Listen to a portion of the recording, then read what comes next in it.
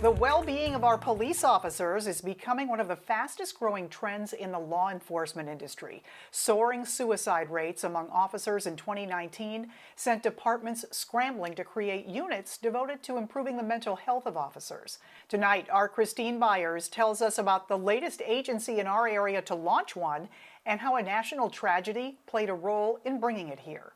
December 2012, Sandy Hook, Connecticut. A 20-year-old man shoots and kills 26 people, including 20 children, at an elementary school.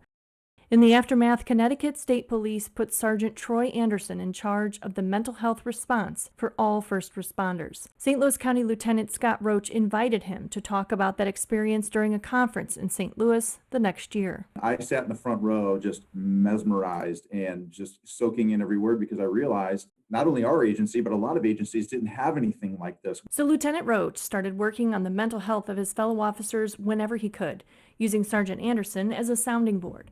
Now, 8 years later, the St. Louis County Police Department has appointed Roach as the commander of its first ever officer wellness unit. What do you think is the biggest obstacle in getting police officers to buy into wellness programs? I'm third generation police officer, and I'm just talking to my father and my grandfather. You talk about stigma being a problem now. Oh my gosh. I mean, this wasn't even discussed back then. It's you handled it in your own way and that was it. They're afraid of what it makes them look like. It makes them look weak. But fortunately, and I've mentioned this before, and I hang my hat on this, generationally, the generation now that's entering the workforce, statistically, they care more about themselves physically and mentally than any generation before them. Roach's initial goals include an app officers and their families can use that has reading materials, resources, and even an SOS button if they need to speak to someone immediately. Lieutenant Roach is also planning to train a group of about 20 officers to run a peer support program. The St. Louis Police Foundation and a federal grant are helping to pay for training, education, and to bring in speakers that Lieutenant Roach hopes will mesmerize young officers about the importance of mental health as well. Christine Byers, 5 on your side.